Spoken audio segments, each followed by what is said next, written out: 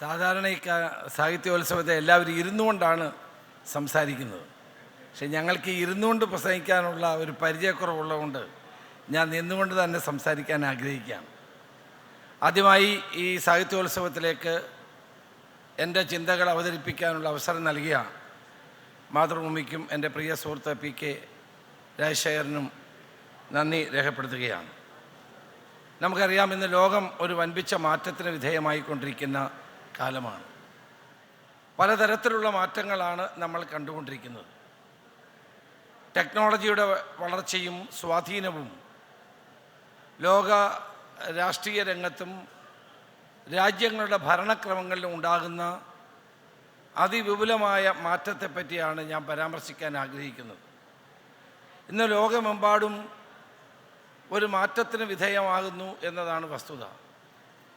വലതുപക്ഷ ശക്തികൾ പിടിമുറുക്കുന്ന ഒരു ലോകമാണ് ഇന്ന് നമ്മൾ കാണുന്നത്. നമുക്കറിയാവുന്നതുപോലെ ആധുനിക അമേരിക്കയുടെ ഭരണയന്ത്രം നിയന്ത്രിക്കാൻ ട്രംപ് വീണ്ടും ഒരിക്കൽ കൂടി അധികാരത്തിൽ വന്നിരിക്കുന്നു. അതോടൊപ്പം തന്നെ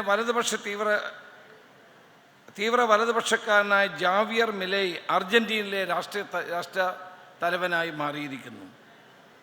മുസോളിനിയുടെ ഭരണത്തിന് ശേഷം 8 പതിറ്റാണ്ടുകൾക്ക് ശേഷമാണ് നിയോ ഫാസിസ്റ്റ് സർക്കാർ ജോർജ് മെലനിൻ്റെ നേതൃത്വത്തിൽ ഇറ്റലിയിൽ അധികാരത്തിൽ വന്നിരിക്കുന്നത്. അതോടൊപ്പം തന്നെ നമുക്കറിയാവുന്നതുപോലെ റഷ്യയിൽ വ്ളാഡിമിർ പുടിൻ അധികാരം നിയന്ത്രിക്കുന്നു. ഇസ്രായേൽ നെതന്യാഹുവും ഇന്ത്യയിൽ മോഡിയും തങ്ങളുടെ ഭരണാധികാരം ഉറപ്പിച്ച് മുന്നോട്ട് പോകുന്ന ഒരു ലോക സാഹചര്യമാണ് നമ്മൾക്ക് കാണാൻ കഴിയുന്നത്. ഫ്രഞ്ച് തെരഞ്ഞെടുപ്പിൽ മെറിൻ ലി പെന്നിന് തീവ്ര വലതുപക്ഷ പാർട്ടി 2ാം സ്ഥാനത്ത് എത്തുകയുണ്ടായി. ജർമ്മനിയാണെങ്കിൽ ഓപ്പൺ ഡോർ പോളിസി സ്വീകരിച്ചതിനെതിരായി അതിശക്തമായ പ്രക്ഷോഭങ്ങൾ നടത്തി രൂപപ്പെട്ട നിയോ ഫാസിസ്റ്റ് പാർട്ടിയായ AFD അവിടെ സീറ്റ് നിലയിൽ 2ാം സ്ഥാനത്തെത്തിയിരിക്കുന്നത് രാഷ്ട്രീയ നിരീക്ഷകരെ തന്നെ ഞെട്ടിപ്പിച്ച ഒരു സംഭവമാണ്. സ്പെയിനിലെ തീവ്ര വലതുപക്ഷ കക്ഷിയായ വോക്സ് 3ാം സ്ഥാനത്താണ് എത്തിയത്. താരതമ്യേന മികച്ച ജനാധിപത്യ സംവിധാനങ്ങളുള്ള ഹോളണ്ടിൽ കാണാൻ കഴിയുന്നത് തീവ്ര വലതുപക്ഷ പാർട്ടി ആയ ഗീർട്ട് വിൽഡേഴ്സിൻ ഏറ്റവും വലിയ ഒറ്റക്കക്ഷിയായി മാറി എന്നുള്ളതാണ്. എന്തിനേറെ സമാധാനത്തിനും മനുഷ്യബോധത്തിനും മുന്നിൽ നിൽക്കുന്ന നമ്മളുടെ ഉത്തമ ഉദാഹരണങ്ങളായി ചൂണ്ടിക്കാണിക്കാനും കഴിയുന്ന സ്കാൻഡിനേവിയൻ രാജ്യങ്ങളിൽ ഫിൻലൻഡിലാണെങ്കിലും സ്വീഡനിലാണെങ്കിലും വലതുപക്ഷ തീവ്രവാദികൾ അധികാരം കൈയാളുന്ന സ്ഥിതിയാണ് നമുക്ക് കാണാൻ കഴിയുന്നത്. അപ്പോൾ ലോകത്ത് സംഭവിച്ചുകൊണ്ടിരിക്കുന്ന ഈ വലതുപക്ഷ വ്യതിയാനത്തെ ഗൗരവത്തോടെ കാണുവാൻ ഇന്ത്യ അടക്കമുള്ള രാജ്യങ്ങളും ലോകത്തിലെ പുരോഗമന സ്വഭാവം ഉയർത്തിപ്പിടിക്കുന്ന ജനങ്ങളും ചിന്തിക്കേണ്ടിയിരിക്കുന്നു എന്നാണ് എനിക്ക് പറയാനുള്ളത്. എന്താണ് ഇതിൻ്റെ കാരണങ്ങൾ? ആ കാരണങ്ങളിലേക്ക് വിലയിരുത്തിക്കൊണ്ട് വേണം ഇന്നത്തെ ലോക സാഹചര്യങ്ങളെ നമുക്ക് കാണുവാൻ. ഫുക്കുയാമയുടെ എൻഡ് ഓഫ് ദ ഹിസ്റ്ററി എന്ന 1989 ചരിത്ര പ്രാധാന്യമർഹിക്കുന്ന ഒരു പുസ്തകമുണ്ട്. ആ പുസ്തകത്തിൽ പറഞ്ഞു വെക്കുന്നത് ലിബറൽ ഡെമോക്രസി മനുഷ്യൻ്റെ പരിണാമത്തിൻ്റെ അവസാനത്തെ ഘട്ടമാണെന്നും ചരിത്രത്തിലെ ഏറ്റവും പ്രധാനപ്പെട്ട ഘടകങ്ങളായ സമത്വവും അംഗീകാരത്തിന് വേണ്ടിയുള്ള മനുഷ്യൻ്റെ ആത്മദാഹവും പ്രകടിപ്പിക്കുന്ന ലിബറൽ ഡെമോക്രസി ലോകത്തിൻ്റെ നെറുകയിലെത്തുമെന്നാണ് പറഞ്ഞു വെക്കുന്നത്.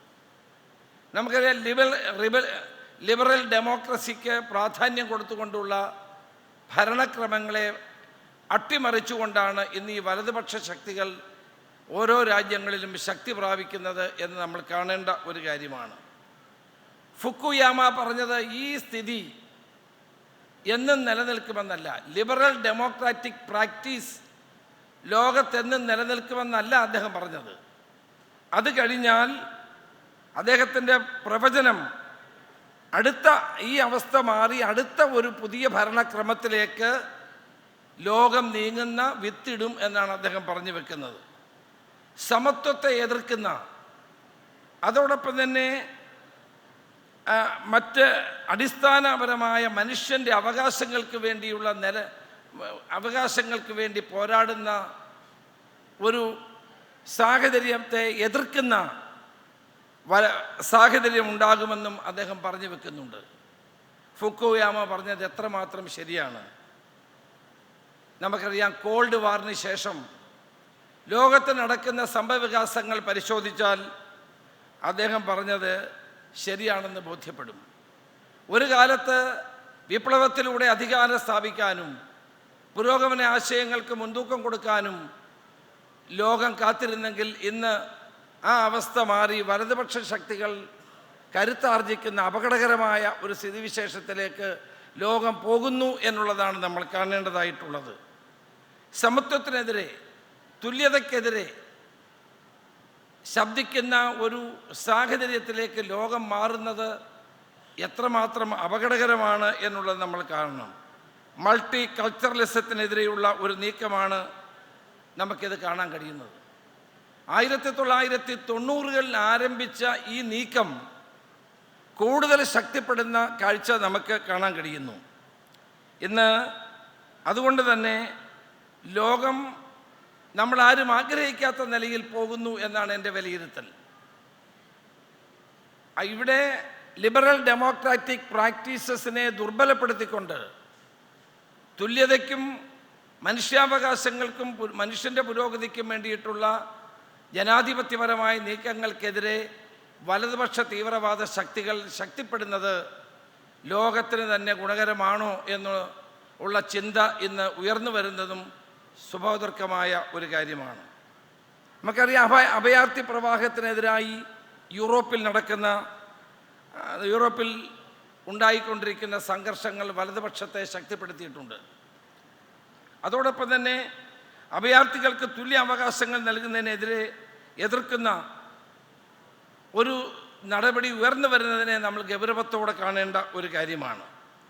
വലതുപക്ഷത്തിൻ്റേത് അഭയാർത്ഥി പ്രവാഹം പ്രശ്നമല്ലാത്ത ഇടങ്ങളിൽ മറ്റു വംശീയതകൾക്കെതിരായി, മതങ്ങൾക്കെതിരായി ഭൂരിപക്ഷ മതവക്താക്കളായി വലതുപക്ഷം കടന്നു വരുന്നത് നമുക്ക് കാണാൻ സാധിക്കുന്നു. യൂറോപ്യൻ രാജ്യങ്ങളിൽ അനാവശ്യമായ കുടിയേറ്റങ്ങൾക്കെതിരെ, കുടിയേറ്റക്കാർക്ക് തുല്യ അവകാശങ്ങൾ നൽകുന്നതിനെതിരെയുള്ള പോരാട്ടം ശക്തിപ്പെടുത്തി വലതുപക്ഷ കക്ഷികൾ മുന്നോട്ട് വരുമ്പോൾ ഇന്ത്യ പോലുള്ള രാജ്യങ്ങളിൽ മതവും ജാതിയും ഉയർത്തിപ്പിടിച്ചുകൊണ്ടുള്ള, വംശീയമായ കാര്യങ്ങൾ ഉയർത്തിപ്പിടിച്ചുകൊണ്ടുള്ള വസ്തുതകൾക്ക് പ്രാമുഖ്യം കൊടുക്കാൻ ഇത്തരം ശക്തികൾ മുന്നോട്ട് വരുന്നു എന്നുള്ളത് ഏറ്റവും പ്രധാനപ്പെട്ട ഒരു കാര്യമാണ്. ഇന്ത്യ ഏറ്റവും വലിയ ഉദാഹരണമാണത്. നമ്മളിവിടെ ഉയർത്തിപ്പിടിക്കുന്ന ജാതിയുടെയും മതത്തിൻ്റെയും കാര്യങ്ങൾ മാത്രമായി ചുരുങ്ങിപ്പോകുന്നു. ലിബറൽ ഡെമോക്രാറ്റിക് പ്രാക്ടീസസിനെ പോലും തകർക്കുന്നു. ഇന്ത്യയുടെ ചരിത്രം ആരംഭിക്കുന്ന 2014 മുതലാണ് എന്ന് പറയുന്നിടത്തേക്ക് നമ്മൾ കാര്യങ്ങൾ എത്തുന്നു. ചരിത്രത്തെ വളച്ചൊടിക്കുന്നു, ചരിത്ര സത്യങ്ങളെ തമസ്കരിക്കുന്നു. അങ്ങനെ രാജ്യത്ത് നടന്നുകൊണ്ടിരിക്കുന്ന അല്ലെങ്കിൽ അഭികാമ്യമായ ലിബറൽ ഡെമോക്രാറ്റിക് പ്രാക്ടീസസിനെ തകർത്തുകൊണ്ട് തീവ്ര വലതുപക്ഷ കക്ഷികൾ ശക്തി ആർജിക്കാൻ നടത്തുന്ന ശ്രമങ്ങൾ ഗൗരവത്തോടെ നമ്മൾ കാണേണ്ടിയിരിക്കുന്നു. ഇത് ഏറ്റവും രസകരമായി നമുക്ക് കാണാൻ കഴിയുന്നത്, ഒരു ചരിത്ര വിദ്യാർത്ഥി, ഒരു രാഷ്ട്രീയ വിദ്യാർത്ഥി എന്നുള്ളത് നമ്മൾ വിലയിരുത്തേണ്ടത് വളരെ സൂക്ഷ്മമായിട്ട് വേണം. നമുക്കറിയാം, ഇന്ന് വലതുപക്ഷ അതോറിറ്റേറിയൻ പ്രസ്ഥാനങ്ങൾ ഏകാധിപത്യത്തിൻ്റെയോ അട്ടിമറികളിലൂടെ അല്ല അവർ ഈ സ്ഥാനം നേടുന്നത്. അവർ നേടുന്നത് ജനാധിപത്യപരമായ മാർഗങ്ങളിലൂടെയാണ്. പണ്ടൊക്കെ ചരിത്രം പരിശോധിച്ചാൽ വലതുപക്ഷ തീവ്ര ശക്തികൾ അധികാരം നേടുന്നതും ജനങ്ങളെ അടക്കി ഭരിക്കുന്നതും അട്ടിമറിയിലൂടെയോ ഏകാധിപത്യത്തിലൂടെയോ ആയിരുന്നു. എന്നാൽ ഇന്ന് അതിൻ്റെ ജനാധിപത്യത്തിൻ്റെ വഴികളിലൂടെ തന്നെയാണ് ഈ വലതുപക്ഷ തീവ്രവാദികൾ അധികാരം പിടിച്ചെടുക്കാൻ ശ്രമിക്കുന്നത് എന്നുള്ളതാണ് യാഥാർത്ഥ്യം. 1930കളിൽ ലോകം എത്തിയതുപോലെയുള്ള സമാനമായ ഒരു ദശാസന്ധിയിലേക്കാണോ നമ്മുടെ ലോകം പോകുന്നത് എന്ന് നമുക്ക് ആലോചിക്കേണ്ടി വരുന്ന ഒരു കാര്യമാണ്. ഇവിടെ എന്താ നടക്കുക? മെജോറിറ്റനിസം, ഭൂരിപക്ഷത്തിൻ്റെ ആധിപത്യം, അതുണ്ടാക്കുന്ന വിപത്തുകളാണ് ഇന്ന് നമ്മൾ ലോകത്ത് പ്രത്യേകിച്ച് ഇന്ത്യയിലും കണ്ടുകൊണ്ടിരിക്കുന്നത്. ജനാധിപത്യത്തിൻ്റെ ധാർമ്മിക മൂല്യങ്ങളെ അട്ടിമറിക്കപ്പെടുന്നു. ജനാധിപത്യം രൂപപ്പെട്ട മഹത്തായ മൂല്യങ്ങളാണ് അവർ ഉന്നയിക്കുന്നത്. ഇവർ ജനാധിപത്യ മൂല്യങ്ങളായ സുതാര്യമായ തെരഞ്ഞെടുപ്പ് പ്രക്രിയ, സെൻസറിംഗ് ഇല്ലാത്ത മാധ്യമങ്ങൾ, മതേതരത്വം തുടങ്ങിയവ ഇവരുടെ യഥാർത്ഥ ഇരകളായി മാറുകയാണ്. അപ്പോൾ മെജോറിറ്റേറിയനിസത്തിന് കൂടുതൽ പ്രാധാന്യം കൊടുത്തുകൊണ്ട് അട്ടിമറിയിലൂടെയോ സ്വച്ഛാധിപത്യ ഭരണത്തിലൂടെയോ അല്ലാതെ ജനാധിപത്യ മാർഗത്തിലൂടെ അധികാരം പിടിച്ചെടുക്കാനുള്ള വലതുപക്ഷ തീവ്രവാദ ശക്തികളുടെ നീക്കങ്ങളാണ് ഇന്ത്യയിലും ഇന്ന് നടന്നുകൊണ്ടിരിക്കുന്നത്. തെരഞ്ഞെടുപ്പ് കമ്മീഷൻ്റെ പ്രവർത്തനങ്ങളെ തങ്ങൾക്ക് അനുകൂലമായി മാറ്റുക, കോടതികളെ തങ്ങൾ പറയുന്നതിനനുസരിച്ച് മാത്രം പ്രവർത്തിക്കുന്ന ഏജൻസികളാക്കി മാറ്റുക, മാത്രമല്ല സെൻസറിംഗ് ഇല്ലാത്ത മാധ്യമങ്ങൾ, അതോടൊപ്പം തന്നെ മതേതരത്വം, ഇതെല്ലാം ഇവരുടെ ഇരകളായി മാറുകയാണ്. ഇതിനെയെല്ലാം തകർക്കാനുള്ള ബോധപൂർവമായ നീക്കം നടത്തുന്നു. 2017 38 രാജ്യങ്ങളിൽ നടന്ന PEW സർവേ പ്രകാരം 78% ജനങ്ങളും ആഗ്രഹിക്കുന്നത് ജനങ്ങളാൽ തിരഞ്ഞെടുക്കപ്പെട്ട ജനപ്രതിനിധികൾ നടത്തുന്ന ഭരണത്തെയാണ് ആഗ്രഹിക്കുന്നത്. എന്നാൽ ഇതുകൊണ്ട് തന്നെയാണ് ലോകത്തിലെ ഏകാധിപതികൾ പോലും ഇന്ന് ജനാധിപത്യത്തിൻ്റെ മാർഗങ്ങൾ സ്വീകരിച്ചുകൊണ്ട് തീവ്ര വലതുപക്ഷ സമീപനങ്ങൾ സ്വീകരിക്കാൻ വേണ്ടി ശ്രമിക്കുന്നത്. ഏറ്റവും അപകടകരമായ മറ്റൊരു കാര്യം സോഷ്യൽ മീഡിയയിലൂടെയും നമ്മുടെ ടെക്നോളജിയുടെയും വളർച്ചയെ എങ്ങനെ ദുരുപയോഗപ്പെടുത്തുന്നു എന്നുള്ളതാണ്. ഇന്ന് മുഖ്യധാരാ മാധ്യമങ്ങൾ നിരാകരിച്ചാലും സോഷ്യൽ മീഡിയയുടെ സ്വാധീനത്തോടു കൂടി ഇന്ന് വിഭാഗീയമായി നിൽക്കുന്ന ഭൂരിപക്ഷത്തെ സത്യാനന്തരകാല ഗിമ്മിക്കുകൾ കൊണ്ട് വശത്താക്കി ആണ് ഇവരുടെ യാത്ര. ഒരു നുണ 100 വട്ടം ആവർത്തിച്ച് പറഞ്ഞത് സത്യമാക്കാൻ ശ്രമിക്കുന്ന ഗീബൽസിയൻ സിദ്ധാന്തങ്ങളെ പറ്റിയാണ് നമ്മൾ കേട്ടിട്ടുള്ളത്. എന്നാൽ ഇന്ന് ഗീബൽസിയൻ സിദ്ധാന്തത്തിനപ്പുറം ജനങ്ങളെ വസ്തുതാപരമല്ലാത്ത കാര്യങ്ങൾ പറഞ്ഞ് ബോധ്യപ്പെടുത്താനും ജനങ്ങളെ തങ്ങൾക്ക് അനുകൂലമാക്കി മാറ്റാനും സോഷ്യൽ മീഡിയ ഉപയോഗിക്കുന്നതാണ് നമ്മൾ കാണുന്നത്. ഒരേ നുണ ദശലക്ഷം തവണ ആവർത്തിച്ച് അതിനെ സത്യമാക്കി മാറ്റുന്ന തന്ത്രം, തെറ്റായ വാർത്തകൾ സത്യമെന്ന് തോന്നിപ്പിക്കുന്ന കഥകളും യഥാർത്ഥ സത്യങ്ങളെ മറച്ചു വെച്ചുകൊണ്ടുള്ള ഗോസിപ്പുകളുമാണ് ഇവരുടെ പ്രധാനപ്പെട്ട ആയുധം. വംശീയ കലാപങ്ങൾ നടത്തി ജനങ്ങളെ കൊന്നൊടുക്കുന്ന ആളുകളെപ്പോലും ഹീറോസായി ചിത്രീകരിച്ചുകൊണ്ട് അവരെ അധികാരത്തിലേക്ക് കയറ്റുന്ന ഒരു പുതിയ തന്ത്രം ഈ മാറുന്ന ലോകത്ത് നമ്മൾ കണ്ടുകൊണ്ടിരിക്കുന്നു. ഇന്ത്യയിലും നമ്മളത് കണ്ടുകൊണ്ടിരിക്കുന്നു. വംശീയത, മതം, ദേശീയത തുടങ്ങിയിട്ടുള്ള വികാരപരമായ കാര്യങ്ങളാണ് ഇവർ ഉയർത്തിപ്പിടിക്കുന്നത്. വംശത്തിൻ്റെ കാര്യം അവർ പറയും, ഇവർ മതത്തിൻ്റെ കാര്യം പറയും, ഇവർ ദേശീയതയുടെ കാര്യം പറയും. ഇത് പറയുന്നത് ഇവരുടെ സ്വാർത്ഥ താല്പര്യങ്ങളുടെ സംരക്ഷണത്തിന് വേണ്ടിയാണ് എന്നുള്ളതാണ് വസ്തുത.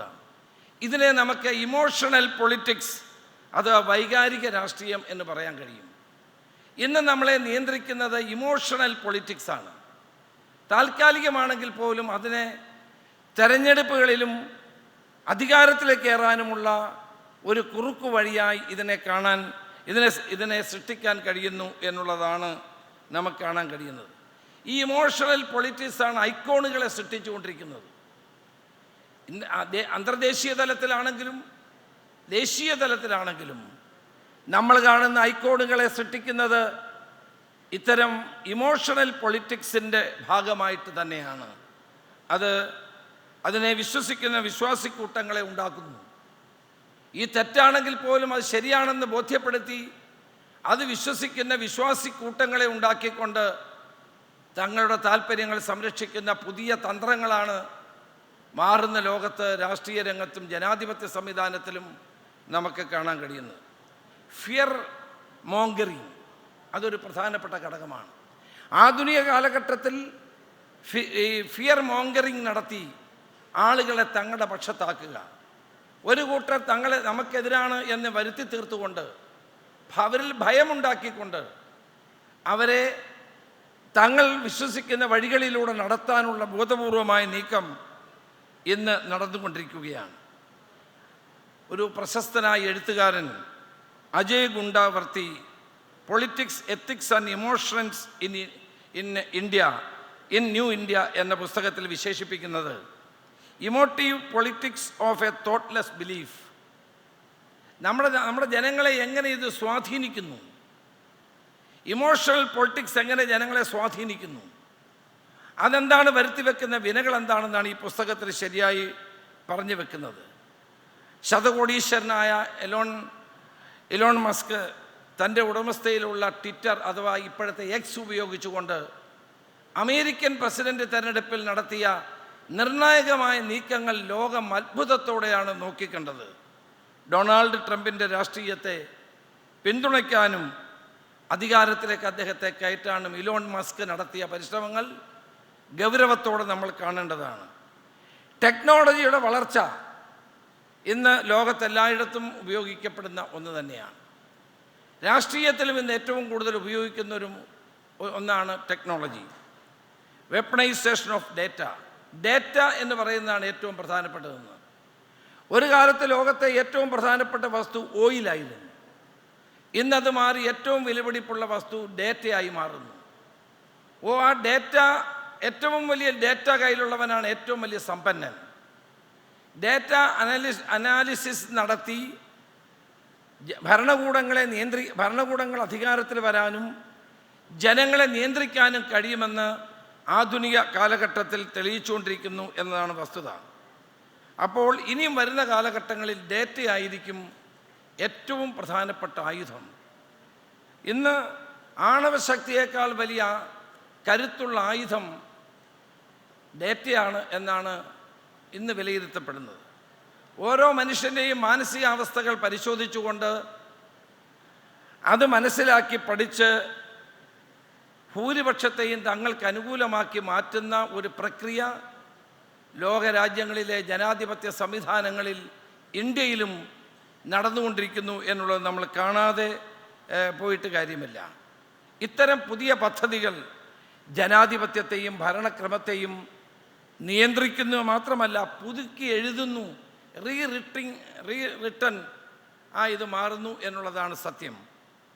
അപ്പം ഓരോ മനുഷ്യനെയും സ്വാധീനിക്കുന്ന ഉപരിപ്ലവമായ ശൈലി അവരുടെ ദൈനംദിന ഡേറ്റകളിൽ നിന്ന്, അവരുടെ സംഭാഷണങ്ങളിൽ നിന്ന്, അവരുടെ പ്രവർത്തനങ്ങളിൽ നിന്നെല്ലാം മനസ്സിലാക്കിക്കൊണ്ട് അതനുസരിച്ചുള്ള അജണ്ട ഫിക്സ് ചെയ്യാൻ ഇന്ന് വളരെ എളുപ്പമാണ്. അപ്പോൾ ഒരു തെരഞ്ഞെടുപ്പിൽ ജയിക്കണമെങ്കിൽ ജനങ്ങളുടെ മൊത്തത്തിലുള്ള വികാരങ്ങളും അഭിപ്രായ പ്രകടനങ്ങളും അവരുടെ ചിന്തകളും മനസ്സിലാക്കി അതിനനുസരിച്ചുള്ള അജണ്ട സെറ്റ് ചെയ്യുന്നവർക്കായിരിക്കും ഇനിയുള്ള കാലഘട്ടങ്ങളിൽ വിജയമുണ്ടാക്കാൻ സാധിക്കുന്നത് എന്നാണ്. ഇപ്പം നമ്മൾ ദീർഘമായ ആളുകളോട് ഫോണിൽ സംസാരിക്കുന്നു. നമ്മൾ ഈ ഫോണിൽ സംസാരിക്കുന്ന കാര്യങ്ങൾ അതേസമയം തന്നെ ഇൻസ്റ്റാഗ്രാമിൽ വീഡിയോ ആയി പ്രത്യക്ഷപ്പെടുന്നതായി ഈ അടുത്ത കാലത്ത് വാർത്തകൾ വരികയുണ്ടായി. വാസ്തവത്തിൽ നമ്മുടെ കയ്യിലുള്ള ഈ ഫോൺ നമ്മളുടെ ഭാര്യയോടോ കുട്ടികളോടോ അല്ലെങ്കിൽ ബന്ധുക്കൾക്കോ അറിയാവുന്നതിനേക്കാൾ കൂടുതൽ കാര്യങ്ങൾ നമ്മളെപ്പറ്റി ഈ ഫോണിനറിയാം. ഈ ഫോൺ നമ്മൾ ഓഫ് ചെയ്താൽ പോലും നമ്മളെ നിയന്ത്രിക്കും. നമ്മളെവിടെ പോകുന്നു, നമ്മളെന്ത് സംസാരിക്കുന്നു, നമ്മളെന്ത് പറയുന്നു, നമ്മുടെ ബിഹേവിയർ എന്താണ്, ഇതെല്ലാം ശരിയായ നിലയിൽ അനലൈസ് ചെയ്യാൻ കഴിയുന്ന ഒരവസ്ഥ ഇന്ന് നിലവിലുണ്ട്. ഇന്ന് നിങ്ങളുടെ സംഭാഷണത്തിൽ നിന്ന് ഡേറ്റ ഉപയോഗിച്ച് തന്നെയാണ്. അതിൻ്റെ അർത്ഥം ഓരോ വ്യക്തിയുടെയും സ്വകാര്യതകളിൽ പോലും കടന്നു കയറി അവരുടെ സ്വഭാവത്തെയും പ്രവർത്തനങ്ങളെയും വിലയിരുത്താൻ കഴിയത്തക്ക നിലയിൽ ടെക്നോളജി ഉപയോഗിച്ചുകൊണ്ടുള്ള സംവിധാനങ്ങൾ ലോകത്ത് നിലനിൽക്കുന്നത് രാഷ്ട്രീയത്തിലും ഉപയോഗപ്പെടുത്തുന്നു എന്നുള്ളതാണ് യാഥാർത്ഥ്യം. ഇത്തരം ഡേറ്റകളുടെ പൂർണ്ണ ശേഖരം വൻ ടെക്നോളജി കമ്പനികൾക്ക് ലഭിച്ചാൽ അത് ഓരോ മനുഷ്യൻ്റെയും ഡേറ്റകളുടെ സമാഹാരമായി പുനർനിർമ്മിക്കാനും അവരുടെ വൈകാരികതകൾക്കനുസരിച്ച് അജണ്ട തീരുമാനിക്കാനും അതനുസരിച്ച് രാഷ്ട്രീയ പാർട്ടികൾക്ക് പ്രവർത്തിക്കാനും കഴിയുന്ന ഒരവസ്ഥയിലേക്ക് കാര്യങ്ങൾ എത്താൻ പോകുന്നു എന്നുള്ളതാണ് പുതിയ ലോകത്ത് നമുക്ക് കാണാൻ കഴിയുന്ന കാര്യം. ഇപ്പം കൃത്രിമ ബുദ്ധിയെപ്പറ്റി നമ്മൾ സംസാരിക്കുന്നുണ്ട്. ആർട്ടിഫിഷ്യൽ ഇൻ്റലിജൻസും മെഷീൻ ലേണിങ്ങും നമ്മുടെ ദൈനംദിന ജീവിതത്തെ മാറ്റിമറിക്കാൻ പോവുകയാണ്. ലോകത്തെ തന്നെ മാറ്റിമറിക്കുകയാണ്. അടുത്ത കാലത്ത് കമ്മ്യൂണിക്കേഷൻസിൻ്റെ വൻപിച്ച വിപ്ലവമാണ് ലോകത്തെ മാറ്റിമറിച്ചതെങ്കിൽ ഇന്ന് കുറേ കൂടി അഡ്വാൻസ്ഡായി മെഷീൻ ലേണിങ്ങും ആർട്ടിഫിഷ്യൽ ഇൻ്റലിജൻസും നമ്മുടെ ജീവിതത്തെ തന്നെ മാറ്റിമറിക്കുകയാണ്. അപ്പോൾ അവർക്ക് വേണ്ട കാര്യങ്ങൾ മനുഷ്യരുടെ തലച്ചോറിലേക്ക് ആ പാക്കേജുകളായി കൃത്യമായി എത്തിച്ചു കൊടുത്താൽ ചിന്തിച്ചും അനുഭവപാഠത്തിൻ്റെ അടിസ്ഥാനത്തിലും പ്രവർത്തിക്കുന്ന മനുഷ്യരുടെ എണ്ണം കുറയുകയാണ്. അതിന് പകരം അവിടെ പ്രവർത്തിക്കുന്നത് നിർമ്മിതി ബുദ്ധിയായി മാറുന്ന ഒരവസ്ഥയിലേക്ക് നമ്മൾ എത്തുകയാണ്. അപ്പോൾ നമ്മുടെ തലച്ചോറിലേക്ക് നൽകുന്ന അതിനനുസരിച്ചായിരിക്കും നമ്മുടെ പ്രവർത്തനങ്ങൾ മുഴുവൻ. അതിന് വിപരീതമായി ചിന്തിക്കാൻ പോലും നമുക്ക് കഴിയാത്ത നിലയിലേക്ക് ആർട്ടിഫിഷ്യൽ ഇൻ്റലിജൻസ് നമ്മുടെ ബോധമണ്ഡലത്തെ സ്വാധീനിക്കുന്ന നിലയിലേക്ക് വരുന്ന ഒരു കാര്യം കൂടി നമ്മൾ ശ്രദ്ധിക്കേണ്ടിയിരിക്കും. ഉദാഹരണം, ഒരു കലാപം ഉണ്ടാകുന്നു. ഒരു കലാപത്തിൽ ധാരാളം ആളുകൾ മരിക്കുന്നു. കൊല്ലുന്ന ആളുകൾക്കെതിരായിട്ടാണല്ലോ സ്വാഭാവികമായ ജനങ്ങളുടെ വികാരം. എന്നാൽ ആരാണോ കലാപം അഴിച്ചുവിടുന്നത് ആ വ്യക്തിക്ക് അനുകൂലമായ സാഹചര്യം മനഃപൂർവ്വം ഉണ്ടാക്കുക. ഈ വംശീയ കലാപത്തിന് നേതൃത്വം കൊടുത്ത വ്യക്തിക്ക് ഇത് ചെയ്യാൻ എങ്ങനെ നിർബന്ധിതമായത് എങ്ങനെ എന്നുള്ള പ്രചരണം കൊടുത്തുകൊണ്ട് കൊല്ലാൻ മുന്നോട്ട് വന്ന ഹത്യയ്ക്ക് തയ്യാറായ ആളിന് അനുകൂലമായ വികാരം സൃഷ്ടിക്കാൻ പോലും AI അല്ലെങ്കിൽ ആർട്ടിഫിഷ്യൽ ഇൻ്റലിജൻസിന് കഴിയുന്ന തരത്തിലേക്ക് കാലം എത്തുന്നത് വിദൂരമല്ല എന്ന് ഞാൻ ഭയപ്പെടുന്നു. ഇതെല്ലാം ഒരു സൂചനകളാണ്. ലോകത്തെ സ്വാധീനിക്കാൻ കഴിയുന്ന സോഷ്യൽ മീഡിയ പ്ലാറ്റ്ഫോം സ്വന്തമായി പണം മുടക്കി ഉപയോഗിക്കാൻ കഴിയുന്ന ആളുകൾക്ക് ഭരണകൂടങ്ങളെ നിയന്ത്രിക്കാൻ കഴിയും, ജനങ്ങളെ നിയന്ത്രിക്കാൻ കഴിയും, ജനങ്ങളുടെ രീതികളെ നിയന്ത്രിക്കാൻ കഴിയും. ആ നിലയിൽ വന്നാൽ നമ്മുടെ ജനാധിപത്യ സംവിധാനമോ ഭരണകൂടങ്ങളോ എങ്ങനെയായിരിക്കും എന്നാണ് നമ്മൾ കൂടുതൽ ചിന്തിക്കേണ്ടത്. ഞാൻ അല്പം മുമ്പ് വെപ്പണൈസേഷൻ ഓഫ് ഡേറ്റയെ പറ്റി പറഞ്ഞു. ഡേറ്റ ഏറ്റവും സുപ്രധാനമായതുകൊണ്ട് തന്നെ അതിലേറ്റവും വലുതെന്ന് പറഞ്ഞ ആരോഗ്യ ഡേറ്റയാണ്. ഞാൻ പ്രതിപക്ഷ നേതാവായിരുന്നപ്പോൾ സ്പ്ലിങ്കർ എന്ന് പറയുന്ന ഒരു കമ്പനിക്കെതിരായി നടത്തിയ ഒരു പോരാട്ടം നിങ്ങൾക്ക് ഓർമ്മയുണ്ടാകും. ഞാനത് ഗവൺമെൻറ്റിനെതിരായി പറഞ്ഞ കാര്യം മാത്രമല്ല, കേരളത്തിലെ ജനങ്ങളുടെ ആരോഗ്യ രഹസ്യങ്ങൾ പുട്ടുസ്വാമി സുപ്രീം കോടതിയിലെ പുട്ടുസ്വാമി കേസിനകത്ത് ഏറ്റവും പ്രധാനമായി പറയുന്നത് നമ്മുടെ ആരോഗ്യ രഹസ്യങ്ങൾ ഏറ്റവും പ്രധാനപ്പെട്ട ഡേറ്റയാണത്. വേറെ നമ്മുടെ കൺസെൻ്റ് ഇല്ലാതെ അത് ഷെയർ ചെയ്യരുത് എന്നുള്ളതാണ്. എൻ്റെ ആരോഗ്യ ഡേറ്റ ഞാൻ മാത്രമേ അറിയാൻ പാടുള്ളൂ. എൻ്റെ കൺസെൻ്റ് ഉള്ളതുകൊണ്ട് വേണേൽ ഞങ്ങൾക്ക് PK രാജശേഖരനോട് വേണമെങ്കിൽ എനിക്ക് കൈമാറാം. ഞാനറിയാതെ എൻ്റെ ആരോഗ്യ രഹസ്യങ്ങൾ സ്പ്ലിങ്കർ എന്ന് പറയുന്ന ഒരു കമ്പനിക്ക് കൊടുത്താൽ അവർക്കുള്ള ഗുണമെന്താണ്?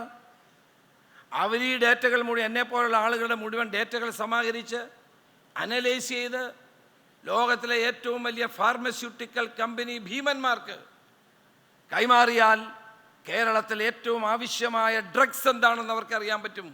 ആ ഡ്രഗ്സ് നിർമ്മിച്ച് കേരളത്തിലെ ജനങ്ങളുടെ ഇടയിൽ അത് വിറ്റ് വലിയ തോതിലുള്ള സാമ്പത്തിക നേട്ടമുണ്ടാക്കാൻ അവർ കഴിയുന്നു. ഇതൊരു ഉദാഹരണം മാത്രമാണ്.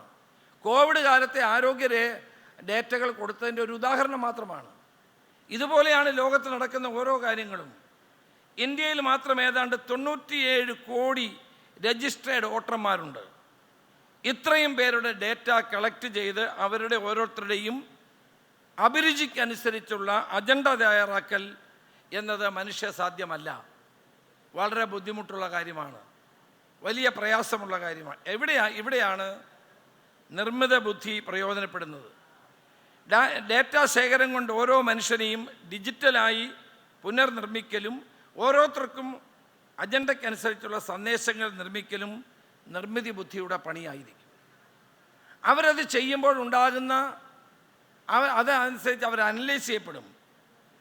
ഉദാഹരണമായി ഏതെങ്കിലും ഒരു പ്രത്യേക മതവിഭാഗത്തോട് എതിർപ്പുള്ളവർക്ക് അവർക്ക് ആവശ്യമായ സന്ദേശങ്ങൾ ഇതുവഴി അവർക്ക് നൽകാൻ കഴിയും. Manipulated and distorted historical events ആവശ്യമുള്ളവർക്ക് മാത്രമായി പകർന്നു കൊടുക്കാൻ കഴിയും. അപ്പോൾ ഇത് ഓരോരുത്തർക്കും വേണ്ടത് അവരുടെ അരികിൽ മാത്രം എത്താൻ കഴിയത്തക്ക നിലയിൽ നിർമ്മിത ബുദ്ധി ഫലപ്രദമായി പ്രയോജനപ്പെടുത്തിയാൽ യഥാർത്ഥ വസ്തുതകൾ അവരുടെ മുമ്പിൽ എത്താതിരിക്കും. അതാണ് അപകടം. യഥാർത്ഥത്തിലുള്ള വസ്തുതകൾ എത്താതെ നമുക്കാവശ്യമായി ചെയ്യുന്ന ആളുകളുടെ ആവശ്യാനുസരണമുള്ള വസ്തുതകൾ മാത്രം മനുഷ്യരിൽ എത്തുന്നതാണ് ഏറ്റവും പ്രധാനപ്പെട്ട കാര്യമെന്ന് പറയുന്നത്. അപ്പോൾ ഒരു ജനതയുടെ വോട്ടിംഗ് പാറ്റേണുകൾ, അവരുടെ ചിന്താരീതികൾ ഒക്കെ നിർമ്മിതി ബുദ്ധി വഴി തങ്ങൾക്കനുസൃതമായി രൂപപ്പെടുത്താനും ജനാധിപത്യത്തെയും ജനാധിപത്യ മൂല്യങ്ങളെയും അട്ടിമറിക്കാനും കഴിയുന്നു എന്നുള്ള ഭയപ്പാടോടുകൂടിയാണ് പുതിയ ഈ രീതികളെ നമ്മൾ സമീപിക്കുന്നത്. പാവപ്പെട്ടവനും പണക്കാരനുമെന്നുള്ള അന്തരം നിർമ്മിത ബുദ്ധി വലുതാക്കുകയാണ്. മനുഷ്യജോലികൾ നിർമ്മിതി ബുദ്ധി ആർട്ടിഫിഷ്യൽ ഇൻ്റലിജൻസ് ഏറ്റെടുത്താൽ പിന്നെ മനുഷ്യനെവിടെ പോകും? അവൻ്റെ ജോലി മുഴുവൻ നഷ്ടപ്പെടാൻ പോകുന്നു. അവനെന്ത് ചെയ്യും? അതോടൊപ്പം തന്നെ ഈ നിർമ്മിതി ബുദ്ധി എന്ത് ചെയ്യുന്നു? പുതിയ ഐക്കണുകളെ സൃഷ്ടിക്കുകയാണ്. നമ്മൾ മഹാത്മാഗാന്ധിയെ, മാർട്ടിൻ ലൂതർ കിങ്ങിനെ ഐക്കണുകളായി നമ്മളെ വിലയിരുത്തുകയും ഉയർത്തിപ്പിടിക്കുകയും ചെയ്യുന്നുണ്ട്. നാളെ ഈ ഐക്കണുകൾക്ക് പകരം ഇവർ ചെയ്യാൻ പോകുന്നത് സ്റ്റീവ് ജോബ്സും ഇലോൺ മസ്കുമൊക്കെ പുതിയ അവതാരങ്ങളായി ഇവർ ഉയർത്തിക്കാട്ടുന്ന കാലം വിദൂരമല്ല എന്നാണ് വിലയിരുത്തപ്പെടുന്നത്. അതുകൊണ്ട് ടെക്നോളജി നമുക്ക് ഒരേ സമയം എനേബിളറും ഡിസ്ട്രോയറുമാകാം. അത് ഫ്ലെക്സിബിളായി നിർമ്മിക്കുന്ന ഒന്നാണ്. ആരുടെ കയ്യിലാണോ ടെക്നോളജിയുടെ കടിഞ്ഞാൻ അവർക്ക് ലോകത്തെ തന്നെ നിയന്ത്രിക്കാൻ കഴിയുന്ന ഒരു തരത്തിലേക്കാണ് കാര്യങ്ങൾ പോകുന്നത്. അപ്പം മാറുന്ന ലോകവും മാറുന്ന രാഷ്ട്രീയവും ഇതിനനുസരിച്ച് രൂപപ്പെടാൻ പോകുന്നു എന്നത് ഗൗരവത്തോടെ മനുഷ്യ സമൂഹം കാണേണ്ട ഒരു കാര്യമാണ്. അപ്പോൾ ഇതിനെതിരായിട്ടുള്ള പോരാട്ടങ്ങൾ രാജ്യത്ത് ആവശ്യമാണ്. തുല്യതയ്ക്ക് വേണ്ടി, മനുഷ്യാവകാശങ്ങൾക്ക് വേണ്ടി, ജനാധിപത്യ അവകാശങ്ങൾക്ക് വേണ്ടി മനുഷ്യ സമൂഹം നടത്തിയ പോരാട്ടങ്ങളുടെ കഥകളാണ് ഓരോ രാജ്യത്തും നമുക്ക് കാണാൻ കഴിയുന്നത്. അധികാരത്തിന് വേണ്ടി മാത്രമല്ല, ജീവിക്കാൻ വേണ്ടിയുള്ള അവകാശങ്ങൾക്ക് വേണ്ടിയാണ് ലോകത്തെമ്പാടും പോരാട്ടങ്ങൾ നടന്നിട്ടുള്ളത്. ആ പോരാട്ടങ്ങളെ നിഷ്പ്രഭമാക്കത്തക്ക നിലയിൽ മാറുന്ന ലോകത്ത് നിർമ്മിതി ബുദ്ധിയും മറ്റ് ടെക്നോളജിയും പ്രയോജനപ്പെടുത്തിക്കൊണ്ട് അധികാരം കൈയാളാൻ ശ്രമിക്കുന്ന ഒരുപിടി ആളുകളുടെ കൈകളിലേക്ക്, ശതകോടീശ്വരന്മാരുടെ കൈകളിലേക്ക് ലോകത്തിൻ്റെ ഭരണക്രമത്തെ എത്തിയാൽ ഉണ്ടാകുന്ന അപകടത്തെപ്പറ്റി നമ്മൾ ഗൗരവമായി ആലോചിക്കണം. ഇന്ത്യയിലും ഇത് സംഭവിക്കുന്നു എന്നുള്ളത് നമ്മൾ കാണാതെ കടന്നു പോകരുത്. ഞാൻ ഈയിടെ മഹാരാഷ്ട്ര തെരഞ്ഞെടുപ്പിൽ ചുമതല വഹിച്ച ഒരാളാണ്. പാർലമെൻറ്റ് തെരഞ്ഞെടുപ്പിൽ 48-ൽ 31 സീറ്റ് കിട്ടി. പക്ഷേ അസംബ്ലി തെരഞ്ഞെടുപ്പായപ്പോൾ കിട്ടിയത് കേവലം 40 സീറ്റാണ്. കാരണങ്ങൾ പരിശോധിക്കുമ്പോഴാണ് തെരഞ്ഞെടുപ്പ് പ്രക്രിയയിൽ എങ്ങനെ അട്ടിമറിക്കാമെന്നുള്ളത് ഏറ്റവും നല്ല നിലയിൽ അവർ തയ്യാറാക്കിയിട്ടുള്ളത്. സാധാരണഗതിയിൽ മഹാരാഷ്ട്രയിൽ ഒരു വർഷം 8 ലക്ഷം വോട്ടർമാരെ പുതുതായി ചേർക്കാറുള്ളൂ. 78 ലക്ഷത്തോളം വോട്ടർമാരെ പുതുതായി ചേർത്തു. ഒരു ഹാളിൽ തന്നെ, ഒരു കെട്ടിടത്തിൽ തന്നെ 7000 വോട്ടർമാർ. തെരഞ്ഞെടുപ്പ് ലാസ്റ്റ് മൊമെൻറ്റിൽ നടക്കുന്ന ആളുകൾ ക്യൂ നിന്ന് 6 മണി വരെ ആണെങ്കിൽ ചിലപ്പോൾ ആളുകൾ ക്യൂ നിൽക്കുകയാണ് 7 മണി വരെ പോകും. ആ സമയത്ത് 75 ലക്ഷം വോട്ടർമാരാണ് ആ 1 മണിക്കൂറിനുള്ളിൽ വോട്ട് ചെയ്തത്. അപ്പം തെരഞ്ഞെടുപ്പിനെ എങ്ങനെ ശാസ്ത്രീയമായി അട്ടിമറിക്കാമെന്ന് ഫലപ്രദമായി നടപ്പാക്കിയ ഒരു സംസ്ഥാനമാണ് മഹാരാഷ്ട്ര. തെരഞ്ഞെടുപ്പ് കമ്മീഷനെ തെരഞ്ഞെടുക്കുമായിരുന്ന ചീഫ് ജസ്റ്റിസും പ്രധാനമന്ത്രിയും ലീഡർ ഓഫ് ഓപ്പോസിഷൻ ചേർന്നായിരുന്നു. ചീഫ് ജസ്റ്റിസിനെ മാറ്റി, അടുത്തിവിടെ സംസാരിക്കാൻ GY ചന്ദ്രചൂഡ്, അദ്ദേഹത്തെ മാറ്റിയിട്ട് ഒരു ക്യാബിനറ്റ് മിനിസ്റ്ററെ വെച്ചു. അപ്പോൾ cabinet minister plus prime minister മെജോറിറ്റിയാണ്. ലീഡർ ഓഫ് ഓപ്പോസിഷൻ ഒരു കാര്യവുമില്ല. അപ്പോൾ ഭരണകൂടങ്ങൾക്ക് ഇഷ്ടപ്പെട്ട രീതിയിൽ തെരഞ്ഞെടുപ്പ് കമ്മീഷൻ വരുന്നു, വോട്ടർ പട്ടിക അട്ടിമറിക്കുന്നു. അവിടെയൊക്കെ ആർട്ടിഫിഷ്യൽ ഇൻ്റലിജൻസ് ഫലപ്രദമായി വിനിയോഗിച്ചു. ആ നിലയിൽ ജനാധിപത്യത്തെ അട്ടിമറിക്കുന്ന പ്രവർത്തനങ്ങൾ നമ്മുടെ രാജ്യത്ത് നടന്നുകൊണ്ടിരിക്കുന്നു. EVM മെഷീൻ തെളിയിക്കാൻ എന്തെങ്കിലും മാർഗമില്ല. ലോകത്ത് 6 രാജ്യങ്ങളിൽ മാത്രമാണ് ഇലക്ട്രോണിക് മെഷീൻ ഉള്ളത്. മറ്റെല്ലാ രാജ്യത്തും നമ്മുടെ ബാലറ്റ് പേപ്പറാണ്. മാറ്റങ്ങൾ ഇവിടെ മെഷീനിലൂടെ ആളുകൾ ഈ തെരഞ്ഞെടുപ്പ് അട്ടിമറിക്കാൻ കഴിയുമെന്നുള്ള പ്രചരണം വളരെ സാങ്കേതിക വിദഗ്ധന്മാർ തന്നെ പറയുന്ന ഒരു കാലഘട്ടത്തിലാണ് നാം ജീവിക്കുന്നത്. അതുകൊണ്ട് ഞാൻ ദീർഘിപ്പിക്കുന്നില്ല. അതുകൊണ്ട് മാറുന്ന ലോകത്ത് മാറുന്ന ജനാധിപത്യ പോരാട്ടങ്ങൾ അനിവാര്യമാണ്. ഇന്ന് നിർമ്മിത ബുദ്ധിയുടെയും മെഷീൻ ലേണിങ്ങിൻ്റെയും ഈ കാലഘട്ടത്തിൽ വലതുപക്ഷ തീവ്രവാദ ശക്തികൾ, പണക്കാരായ ആളുകൾ, ശതകോടീശ്വരന്മാർ രാഷ്ട്രത്തെയും രാജ്യത്തെയും നിയന്ത്രിക്കുന്ന തരത്തിലേക്ക് കാര്യങ്ങൾ എത്തുമ്പോൾ അതിനെതിരായ പ്രതിരോധം തീർക്കാൻ ജനങ്ങൾക്ക് മാത്രമേ കഴിയൂ. ജനമുന്നേറ്റങ്ങൾ കൊണ്ട് ഇത്തരം പ്രവർത്തനങ്ങളെ നിയന്ത്രിക്കാൻ സാധ്യമാവുകയുള്ളൂ. ജനങ്ങളെ വംശീയമായി വേർതിരിച്ച്, ജനങ്ങളെ ജാതീയമായി വേർതിരിച്ച് അവരുടെ ഇമോഷൻസിനെ ഉയർത്തിപ്പിടിച്ചുകൊണ്ടുള്ള രാഷ്ട്രീയത്തിനപ്പുറം ചിന്താശക്തിയുള്ള ഒരു ജനതയുടെ ആത്മരോഷം ഉയർത്തിപ്പിടിക്കാനും അവർക്കെതിരായിട്ടുള്ള മുന്നേറ്റങ്ങൾക്ക് നേതൃത്വം കൊടുക്കാനും കഴിയുന്ന ഒരവസ്ഥാവിശേഷത്തിലൂടെ മാത്രമേ രാജ്യത്തിനും ജനതയ്ക്കും നിലനിൽപ്പുള്ളൂ, മനുഷ്യാവകാശങ്ങൾക്ക് നിലനിൽപ്പുള്ളൂ, ജനാധിപത്യ അവകാശങ്ങൾക്ക് നിലനിൽപ്പുള്ളൂ. മാത്രമല്ല ജനങ്ങളുടെ സമൂഹത്തിലെ ഏറ്റവും ദാരിദ്ര്യം അനുഭവിക്കുന്ന ജനതയുടെ പ്രയാസങ്ങളും പ്രശ്നങ്ങൾക്കും പരിഹാരമുണ്ടാക്കാൻ കഴിയൂ. ഇന്ന് ഗ്ലോബലൈസ്ഡ് വേൾഡാണെന്നാണ് പറയപ്പെടുന്നത്.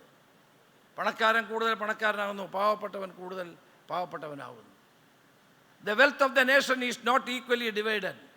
Equitable distribution of the wealth is not happening. ഈ നിലയിൽ വരുമ്പോൾ ലോകത്തുണ്ടാകുന്ന ഈ അസംതൃപ്തി കൂടി മുതലെടുക്കാൻ ഇത്തരം ശക്തികൾ ശ്രമിക്കും.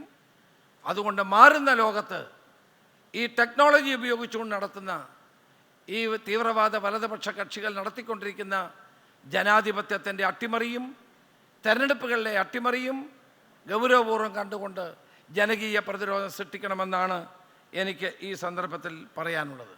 പരിവർത്തനത്തിൻ്റെ കാലം, പരിവർത്തനത്തിൻ്റെ രാഷ്ട്രീയം എന്നുള്ളത് ഇതിലധിഷ്ഠിതമാണ് എന്നെ ചൂണ്ടിക്കാണിച്ചുകൊണ്ട് എൻ്റെ വാക്ക് നിർത്തുന്നു. ഇതിനവസരം തന്ന മാതൃഭൂമിയോട് പ്രത്യേകം ഞാൻ നന്ദി രേഖപ്പെടുത്തുകയാണ്. നമസ്കാരം സർ.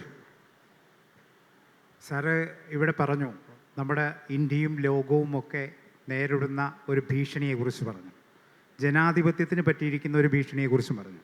പക്ഷേ പലപ്പോഴും ആ ഭീഷണിയൊക്കെ നേരിട്ടപ്പോൾ, ഇപ്പോൾ മഹാരാഷ്ട്രയുടെ തെരഞ്ഞെടുപ്പ് തന്നെ ഉദാഹരണമായിട്ട് പറഞ്ഞു, ആ ടെക്നോളജിയും മെഷീൻ ലേണിങ്ങും എല്ലാം സമർത്ഥമായി ഉപയോഗപ്പെടുത്തിക്കൊണ്ട് ഛിദ്രശക്തികൾ ഇങ്ങനെ വരുമ്പോൾ നമ്മളെപ്പോഴും വിലപിച്ച് മാറി നിന്നിട്ട് കഥയുണ്ടോ എന്നുള്ളതാണ് എനിക്ക് ചോദിക്കേണ്ടത്.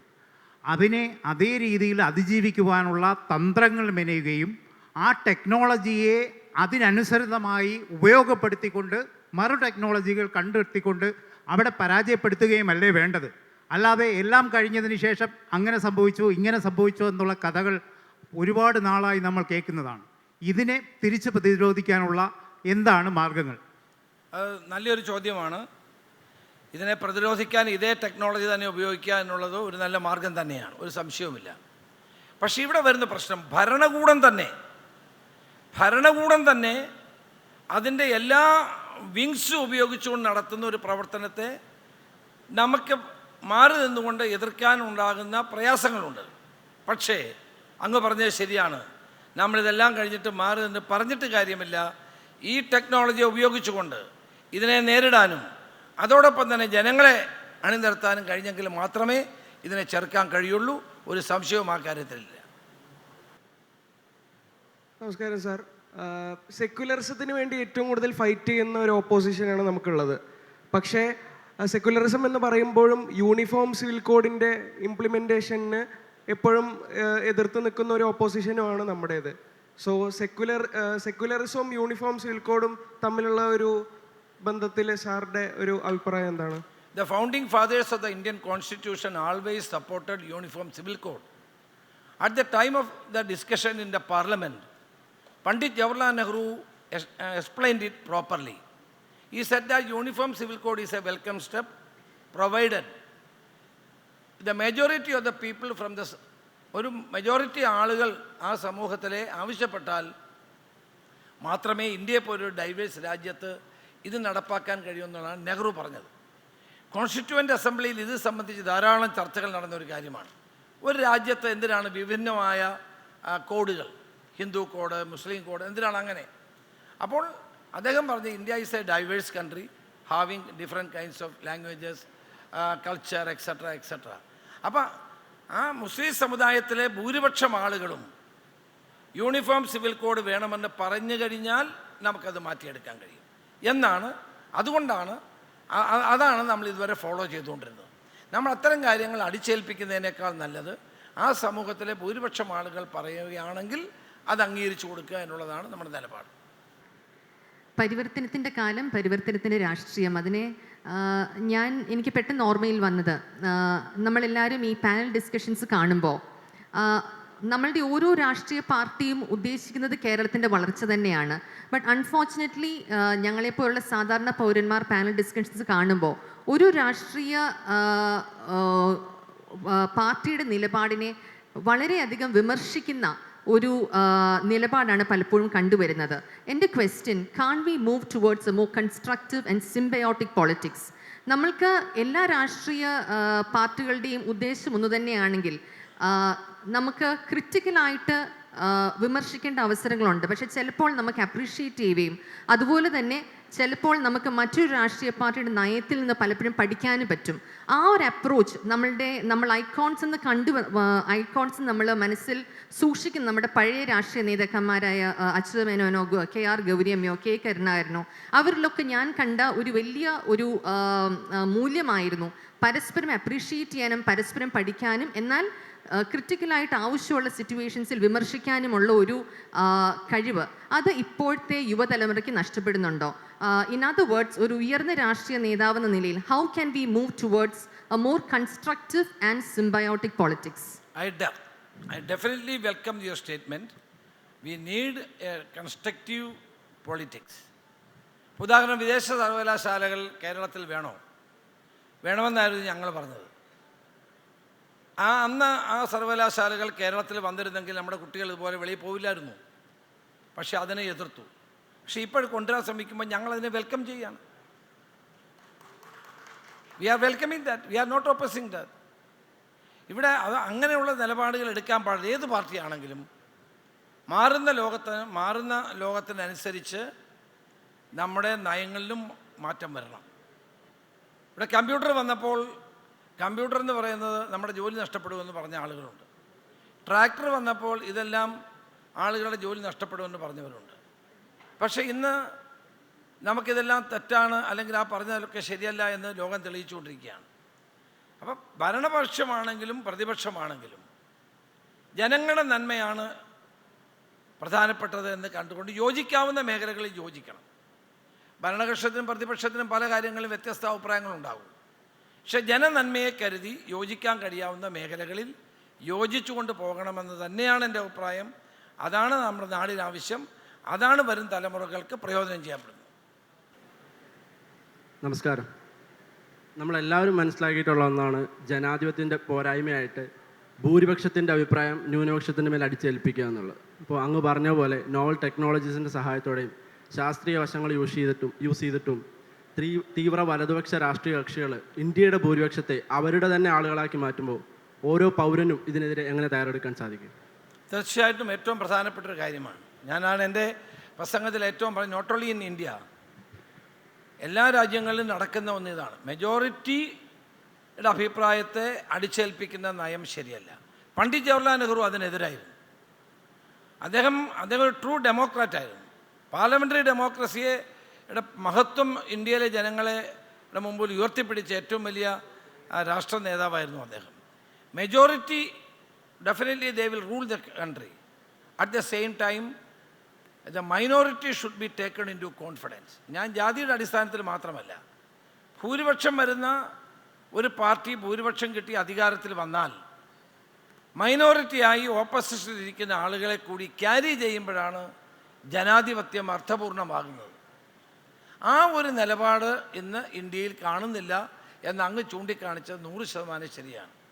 അപ്പോൾ ഡെമോക്രസി സക്സസ്ഫുൾ ആകണമെങ്കിൽ അതിൽ ഭരണപക്ഷം മാത്രമല്ല പ്രതിപക്ഷവും സജീവമായി നിൽക്കണം. പ്രതിപക്ഷത്തെ കൂടി വിശ്വാസത്തിലെടുക്കണം. ഞാനൊരു ചെറിയ കഥ പറഞ്ഞ് അവസാനിപ്പിക്കാം. പണ്ഡിറ്റ് ജവഹർലാൽ നെഹ്റു തെരഞ്ഞെടുപ്പ് പ്രചരണത്തിന് പോയി ഉത്തർപ്രദേശ്. അവിടെ ആജംഗഡ് എന്ന് പറയുന്ന നിയോജക മണ്ഡലത്തിൽ കോൺഗ്രസ് സ്ഥാനാർത്ഥിയെ വിജയിപ്പിക്കണം വേണ്ടി പ്രസംഗിക്കാൻ വേണ്ടിയാണ് പോയത്. അവിടെ ചെന്നപ്പോഴാണ് നെഹ്റു മനസ്സിലാക്കിയത് ഇവിടെ മത്സരിക്കുന്ന സ്ഥാനാർത്ഥി രാം മനോഹർ ലോഹിയാണെന്ന്, എതിർ സ്ഥാനാർത്ഥി. അദ്ദേഹം തൻ്റെ പ്രസംഗത്തിൽ അവസാനം പറഞ്ഞു, ഇവിടെ ജയിക്കേണ്ടത് കോൺഗ്രസ് സ്ഥാനാർത്ഥി അല്ല, രാം മനോഹർ ലോഹിയാണ് ജയിക്കേണ്ടത്. കാരണം കൂടെ പറഞ്ഞു, അദ്ദേഹത്തെ പോലെ ഒരാൾ പാർലമെൻറ്റിൽ ഉണ്ടാകേണ്ടത് ഇന്ത്യൻ ജനാധിപത്യത്തിന് ആവശ്യമാണ്. നെഹ്റുവിനോട് കോൺഗ്രസ്സുകാരൊക്കെ വലിയ പ്രതിഷേധം രേഖപ്പെടുത്തിയെങ്കിലും അവിടെ രാം മനോഹർ ലോഹി ജയിച്ചു. അതിൻ്റെ സന്ദേശം എത്രമാത്രം വലുതാണ്. So in A democratic setup, ruling party as well as the opposition both are important. When the ruling party carries the opposition, there will be a better democratic practice. അതാണ് ഉണ്ടാകേണ്ടത്.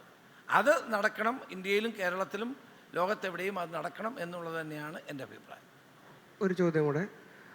ഈ കഴിഞ്ഞ കുറച്ച് വർഷങ്ങളായി നടക്കുന്ന ബജറ്റുകളിൽ കേരള, തമിഴ്നാട് പോലുള്ള സംസ്ഥാനങ്ങളോടുള്ള വിയോജിപ്പ് അല്ലെങ്കിൽ അവഗണനയുണ്ട് ബഡ്ജറ്റിൽ.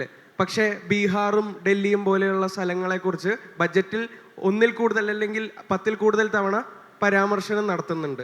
ഇതിനെപ്പറ്റിയുള്ള സാറിൻ്റെ ഒരു ടേക്ക് എന്താണ്? കേന്ദ്ര ബഡ്ജറ്റ് എന്ന് പറയുന്നത് ഏതെങ്കിലും ഒരു സംസ്ഥാനത്തിന് വേണ്ടിയുള്ള ബഡ്ജറ്റല്ല. പൊതുവായി ഇന്ത്യയുടെ സാമ്പത്തിക നിലയും സാമ്പത്തിക രംഗത്ത് വരുന്ന മാറ്റങ്ങളെ സംബന്ധിച്ചും ഒക്കെയാണ് പ്രതിപാദിക്കപ്പെടേണ്ടത്. പക്ഷേ ഇവിടെ രാഷ്ട്രീയ കാരണങ്ങളാലാണ് ബീഹാറിന് വേണ്ടി മാത്രം പ്രോജക്റ്റുകൾ നൽകുകയും ബീഹാറിന് വേണ്ടി മാത്രം കർമ്മ പദ്ധതികൾ ആവിഷ്കരിക്കുകയും ചെയ്തത്. അത് ശരിയല്ല. യൂണിയൻ ഗവൺമെൻറ് എല്ലാ സംസ്ഥാനങ്ങളെയും ഒരുപോലെ കാണണം. എങ്കിൽ മാത്രമേ നമ്മുടെ ഫെഡറൽ സ്ട്രക്ചർ തന്നെ നന്നാവുകയുള്ളൂ. നമ്മുടെ ഫെഡറലിസം എന്ന് പറയുന്നതിനെ ദുർബലപ്പെടുത്താൻ പാടില്ല. ബഡ്ജറ്റ് അലോക്കേഷൻ എല്ലാവർക്കും തുല്യനിലയിൽ ഒരു പക്ഷേ ചിലപ്പോൾ ജനസംഖ്യയും മറ്റ് പല ഘടകങ്ങൾ കണക്കിലെടുക്കേണ്ടി വരും. ഫൈനാൻസ് കമ്മീഷൻ്റെ റെക്കമെൻഡേഷൻസ് ഉണ്ടാകും. പക്ഷെ ഒരു ഫെയർ ഡീൽ എല്ലാ സംസ്ഥാനങ്ങൾക്കും കൊടുക്കേണ്ടത് ആവശ്യമാണ്. അത് തിരഞ്ഞെടുപ്പ് വരുന്നത് കൊണ്ട് ഏതെങ്കിലും ഒരു സ്റ്റേറ്റിന് കൂടുതൽ കൊടുക്കുന്നത് ഫെഡറൽ താല്പര്യങ്ങൾ, നമ്മുടെ ഫെഡറൽ സംവിധാനത്തിനെ ദുർബലപ്പെടുത്താനേ സഹായിക്കുമെന്നാണ് എൻ്റെ അഭിപ്രായം. സർ, ഈ പരിവർത്തനത്തിൻ്റെ കാലത്തിൽ എനിക്ക് അങ്ങയോട് ഒരു സംശയമുള്ളതെന്ന് പറഞ്ഞാൽ, നമ്മൾ ജനാധിപത്യത്തിൽ കേവല ഭൂരിപക്ഷത്തിൻ്റെ കാര്യത്തിലാണ് നമ്മളിവിടെ ചർച്ച ചെയ്തുകൊണ്ടിരിക്കുന്നതെല്ലാം തന്നെ. നമ്മുടെ രാജ്യത്ത് അതാണ് നടപ്പാക്കിക്കൊണ്ടിരിക്കുന്നത്. സമ്പൂർണ്ണമായി എല്ലാ വിഭാഗക്കാരെയും കൂടെ ഉൾക്കൊള്ളുന്നതിന് ആനുപാതിക പ്രാതിനിധ്യ നിയമം അനുസരിച്ചുള്ള ജനാധിപത്യ പ്രക്രിയ ആരംഭിക്കുന്നതിനോ അല്ലെങ്കിൽ അത് നടപ്പാക്കുന്നതിനോ ഉള്ള സാറിൻ്റെ അഭിപ്രായം? ഇപ്പോൾ നമ്മുടെ പാർലമെൻ്ററി ഡെമോക്രസി അനുസരിച്ച് ഭൂരിപക്ഷം കിട്ടുന്ന ആൾ ഭരിക്കുന്നു, മറ്റൊരു പ്രതിപക്ഷത്തിരിക്കുന്നു. അങ്ങയുടെ ഈ സജഷൻ നല്ലതാണ്. ഇത് കോൺസ്റ്റിറ്റ്യൂവൻ്റ് അസംബ്ലിയിലും വളരെയേറെ ചർച്ച ചെയ്തൊരു വിഷയമാണ്. ഈക്വൽ റെപ്രസെൻറ്റേഷൻ, നോട്ട് ഈക്വൽ ജനസംഖ്യാടിസ്ഥാനത്തിലോ അല്ലെങ്കിൽ ആളുകളുടെ വോട്ടിംഗ് പാറ്റേൺ അനുസരിച്ചോ കൊടുക്കണമെന്നുള്ളത് ചർച്ചയിൽ വന്നൊരു കാര്യമാണ്. സെനറ്റ് തിരഞ്ഞെടുപ്പ് പോലെ. അതെ, അങ്ങനെ ഒരു ആശയം പണ്ട് കോൺസ്റ്റിറ്റ്യൂവൻ്റ് അസംബ്ലി ചർച്ച ചെയ്ത ഒരു കാര്യമാണ്. പക്ഷേ ഇന്ത്യ പോലൊരു രാജ്യത്ത് അത് അപ്രായോഗികമാണെന്ന് കണ്ടാണ് അന്ന് കോൺസ്റ്റിറ്റ്യൂവൻ്റ് അസംബ്ലി ഈ നിലയിലുള്ള ഒരു ഭരണക്രമത്തെപ്പറ്റി ആലോചിച്ചത്. ഇത് ചർച്ച ചെയ്യേണ്ട ഒരു വിഷയം തന്നെയാണ് അങ്ങിവിടെ സൂചിപ്പിച്ചത്. ഒരു സമയത്ത് ജാതി സംഘടനകൾ വളരെ ശക്തമായിട്ട് കേരളത്തിൽ നിലനിന്നതുണ്ടല്ലോ. ഇന്ന് ഇപ്പം NSS പോലത്തെ സംഘടനകൾ റിസർവേഷനെതിരായിട്ടും അല്ലെങ്കിൽ പല പിന്തിരിപ്പൻ നിലപാടുകൾ എടുക്കുമ്പോൾ അത് ഒരു പ്രതിപക്ഷത്തിലിരിക്കുന്ന ഒരു പാർട്ടി എന്ന നിലയിൽ, കോൺഗ്രസിൻ്റെ നിലപാട് എനിക്കറിയാം, എന്നാലും പ്രതിപക്ഷത്തിരിക്കുന്ന ഒരു പാർട്ടി എന്ന നിലയിൽ അതെങ്ങനെയാണ് കൈകാര്യം ചെയ്യുന്നതെന്നാണ് നിങ്ങളുടെ അഭിപ്രായം? അല്ല, ഓരോ ജാതി സംഘടനകൾക്കും അവരവരുടേതായ നിലപാടുകളുണ്ടാവും. അതാണ് ശ്രീ രാഹുൽ ഗാന്ധി പ്രത്യേകമായ ഒരു കാര്യം പറഞ്ഞത്. കാസ്റ്റ് സെൻസസ് അദ്ദേഹത്തിൻ്റെ ഒരു ആശയമായിട്ട് അദ്ദേഹം കൊണ്ടുവന്നതാണ്. 50% റിസർവേഷൻ എന്നുള്ളത് അത് മാറ്റണം. അപ്പം ജാതി ജനഗണന, ഹിന്ദി പറഞ്ഞ ജാതി ജനഗണന, അത് കാസ്റ്റ് സെൻസസ് നടത്തിയാൽ അതിനനുസരിച്ച് പോപ്പുലേഷൻ അനുസരിച്ച് ഈക്വൽ കൺസിഡറേഷൻ അല്ലെങ്കിൽ റിസർവേഷൻ കൊടുക്കണമെന്നുള്ളതാണ് കോൺഗ്രസ് അഡോപ്റ്റ് ചെയ്തിരിക്കുന്ന റെസല്യൂഷൻ. കോൺഗ്രസ് വർക്കിംഗ് കമ്മിറ്റി അംഗീകരിച്ചിരിക്കുന്ന റെസല്യൂഷൻ അതാണ്. നമ്മുടെ രാജ്യത്ത് ഓരോ ജാതി സംഘടന ഉണ്ടാവും. അവർ സ്വാഭാവികമായിട്ട് അവരുടെ അഭിപ്രായം പറയും. രാഷ്ട്രീയ പാർട്ടികൾക്ക് ആദ്യം 10 വർഷത്തേക്കായിരുന്നു റിസർവേഷൻ. പിന്നെ നമ്മൾ നീട്ടിയപ്പോൾ 70 വർഷമായി. 70 വർഷമായിട്ടും ഇപ്പോഴും പട്ടികജാതിക്കാരും പട്ടികവർഗക്കാരും പിന്നോക്കക്കാരുമായ ആളുകൾ ഒരു നാഷണൽ അല്ലെങ്കിൽ ഒരു വലിയ തോതിലുള്ള വളർച്ച കൈവരിച്ചിട്ടില്ല എന്നുള്ളത് കൊണ്ടാണ് റിസർവേഷൻ നമ്മൾ നീട്ടിക്കൊടുക്കുന്നത്. അപ്പോൾ ഇതിനൊരു മാർഗമായി കോൺഗ്രസ് ഉയർത്തിപ്പിടിച്ചത് കാസ്റ്റ് സെൻസസ് എന്നുള്ള വസ്തുതയാണ്. ഈ പരിവർത്തനത്തിൻ്റെ കാലത്ത് ഒരു രാജ്യം ഒരു തിരഞ്ഞെടുപ്പ് എന്ന ഒരു നയവുമായി ഇവിടെ അധികാരത്തിൽ വന്ന, ജനാധിപത്യത്തിലൂടെ അധികാരത്തിൽ വന്ന വലതുപക്ഷ പാർട്ടികൾ ശ്രമിക്കുകയാണ്. അതിനോട് താങ്കളുടെ അഭിപ്രായം, പാർട്ടിയുടെ മാത്രമല്ല താങ്കൾക്ക് ഏതെങ്കിലും തരത്തിൽ അതുമായി യോജിപ്പുണ്ടോ എന്നറിയാൻ താല്പര്യമുണ്ട്. എനിക്ക് അതിനോട് യാതൊരു യോജിപ്പുമില്ല. Because India is a diverse country. നമ്മൾ വ്യത്യസ്തമായ സംസ്കാരങ്ങൾ, ആചാരങ്ങൾ, മര്യാദകൾ, കാലാവസ്ഥ ഇതെല്ലാം ഉള്ള രാജ്യമാണ്. അവിടെ India one nation one election എന്ന് പറയുന്നത് അപ്രായോഗികമാണ്. ഒന്ന്, അപ്രായോഗികമായ കാര്യമാണ്. രണ്ട്, അത് ഫെഡറൽ സ്ട്രക്ചറിനെ തന്നെ ദോഷമുണ്ടാക്കുന്ന ഒരു കാര്യമാണ്. ഒരേ സമയം ഒരു ഇലക്ഷൻ, ഒരുമിച്ച് ഇലക്ഷൻ, പഞ്ചായത്ത് മുതൽ പാർലമെൻറ്റ് വരെ ഒരേ രീതിയിൽ ഇലക്ഷൻ നടത്താൻ ഇന്ത്യയെപ്പോലുള്ള രാജ്യത്ത്, ഇത്രയും ജനസംഖ്യയുള്ള രാജ്യത്ത് അപ്രായോഗികമാണ്. ഫെഡറൽ സ്ട്രക്ചറെ തകർക്കുന്നതാണ്. മാത്രവുമല്ല, അത് ഗുണപരമായ ഒരു മാറ്റവും ഉണ്ടാക്കും എന്നുള്ള വിശ്വാസം എനിക്കില്ല. അത് ഒരു അജണ്ട മുന്നോട്ട് വെച്ച് പ്രവർത്തിക്കുന്ന ഇതിൻ്റെ ഭാഗമായിട്ടാണ് വൺ നേഷൻ വൺ ഇലക്ഷൻ എന്ന് പറയുന്നത് അടിച്ചേൽപ്പിക്കാൻ ശ്രമിക്കുന്നത്. അത് അപകടകരമാണ്, രാജ്യത്തിൻ്റെ പൊതു താല്പര്യത്തിന് ഗുണകരമല്ല എന്നുള്ളതാണ് എൻ്റെ വ്യക്തിപരമായ അഭിപ്രായം. Can you hear me? Okay. Well, first of all, let me just thank you for an in-depth discussion, and also the talk which you gave, I believe, has covered a lot of wide areas, and especially well beyond also what's happening in India. Now, coming back to a very specific question I want to raise is, what's your opinion about a possible proportionate election in India? Will that help avoid a situation of 30% of vote is sufficient to have a majority winner, and therefore they take into account, or at least they are in the power, rather than being representative of the people? Thank you. Sorry, I'm not quite sure if I made the question quite clear. I was asking a question about proportional representation. I told you, I mentioned about that. It has been widely discussed in the Constituent Assembly, because India is a big country. That kind of a democratic practice cannot be good for the nation. That is why the founding fathers of the Constitution has adopted this method. But this is a valid point. I think that the country has to discuss on this issue. ഒരുപാട് ചോദ്യങ്ങൾ ബാക്കി നിൽക്കെ സമയപരിമിതി മൂലം നമുക്ക് ഈ session wind up ചെയ്യേണ്ടതായിട്ടിരിക്കുന്നു. സാറിൻ്റെ ആശയങ്ങൾ കേൾക്കാൻ പറ്റിയതിൽ ഒരുപാട് സന്തോഷം. ശ്രീ രമേശ് ചെന്നിത്തലയ്ക്ക് മാതൃഭൂമിയുടെ സ്നേഹോപഹാരം നൽകാൻ ശ്രീ രാജീവ് ദേവരാജ്, എക്സിക്യൂട്ടീവ് ഡയറക്ടർ, മാതൃഭൂമി ടെലിവിഷനെ ഏറ്റവും സ്നേഹത്തോടെ ഈ വേദിയിലേക്ക് സ്വാഗതം ചെയ്തുകൊള്ളുന്നു. ഞാൻ ചില ആശങ്കകൾ പങ്കുവച്ചതാണ്. ഇന്ന് ലോകത്തും ഇന്ത്യയിലും നടക്കുന്ന ചില കാര്യങ്ങളുടെ അടിസ്ഥാനത്തിലാണ് എന്നെ ഡിഫർ ചെയ്യുന്നവരുണ്ടാകും, എൻ്റെ അഭിപ്രായങ്ങളോട് വ്യത്യസ്ത അഭിപ്രായങ്ങളുണ്ട്, സ്വാഭാവികമാണ്. പക്ഷേ ഇന്ത്യയിൽ ജനാധിപത്യവും ജനാധിപത്യ പ്രക്രിയയും ലിബറൽ ഡെമോക്രാറ്റിക് പ്രാക്ടീസും തുടരാൻ ആഗ്രഹിക്കുന്ന ഒരു വ്യക്തി എന്ന നിലയിലാണ് ഞാൻ ഇത്രയും കാര്യങ്ങൾ പറഞ്ഞത്. ലോകത്ത് നടക്കുന്ന സംഭവങ്ങളുമായി ഇന്ത്യയെ ചേർത്ത് നിർത്തിക്കൊണ്ടാണ് ഞാൻ ഇത് പറഞ്ഞത്. മാറുന്ന ലോകത്ത് ഒരു മാറുന്ന രാഷ്ട്രീയം നിലവിലുണ്ട്. എന്ത് പറഞ്ഞാലും രാഷ്ട്രീയം ആർക്ക് വേണ്ടി? ജനങ്ങൾക്ക് വേണ്ടി തന്നെയാണ്.